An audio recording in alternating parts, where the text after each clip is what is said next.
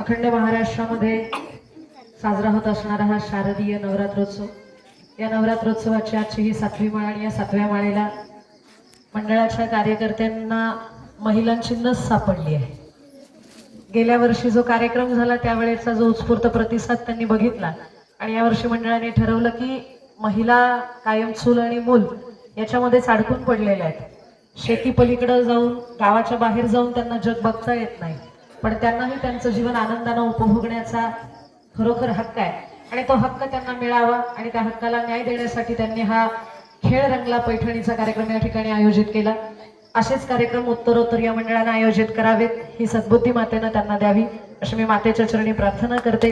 मंडळाचे प्रत्यक्ष अप्रत्यक्षरित्या कार्य करणाऱ्या सर्व कार्यकर्त्यांना महिलांच्या वतीने त्यांचा आभार मी व्यक्त करते। विजयी झालेल्या सगळ्या महिला खरं तर सगळ्याच विजयी आहेत, कारण विजयी संसार करतात त्याच्यामुळेच हे सगळेजण हे करू शकतात।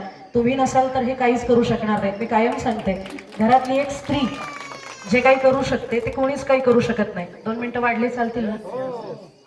कर्मवीर भाऊराव पाटलांचं नाव आपण सगळ्यांनीच ऐकलेलं आहे। भाऊराव पाटील काहीच करत नाही, असाच बसून खातो।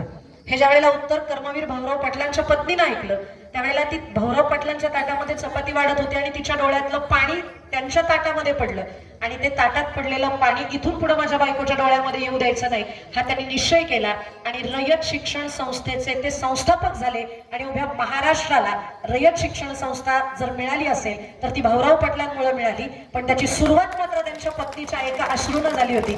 हे सामर्थ्य आहे। आणि तुम्हाला एक सांगू का, कार्यक्रम करताय तुम्ही, पण यांच्या सपोर्ट शिवाय तुम्ही काहीच करू शकत नाही, कारण जग चालतं ते यांच्या जीवावर चालतं।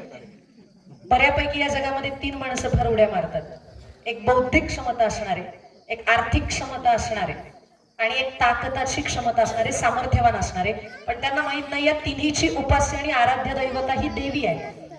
जग चालतं पैशाच्या जोरावर, पैशावाल्यांना फार उड्या मारायच्या नाही, कारण पैसे देणारी लक्ष्मी आहे। बुद्धीला जी काही मानतात लोक ती बुद्धी देणारी सरस्वती आहे आणि पैलवानाला ताकद देणारी जगज्जननी जगदंबा भवानी माता आहे। ही सगळी महत्वाची खाती महिलांकडे आहेत। पुरुषांकडे वेताळ मसोबा भैरवा तुम्ही फक्त यात्रा आणि जत्राच करायच्या आहेत। त्याच्यामुळं सगळं जग चालतं ते यांच्या जीवावर, घर चालतं, संसार चालतं, गावगडा चालतो तो या माता भगिनींच्या जीवावरती। तुम्ही या ठिकाणी जे तुमचं न्यूनगंड बाजूला सरून या ठिकाणी हा खेळ अनुभवलात, उपभोगलात, असेच खेळ उपभोगण्यासाठी घरच्यांना आग्रह करा जेणेकरून असे जास्तीत जास्त कार्यक्रम या गावामध्ये घडावेत आणि या मंडळानं यावर्षी हा एक कार्यक्रम ठेवलेला आहे, असे अजून नवीन नवीन उपक्रम तुम्ही करावेत हे तुमच्याही चरणी विनंती करते। आणि मला या ठिकाणी निमंत्रित केलं त्याबद्दल मंडळाचे मी ऋण व्यक्त करते।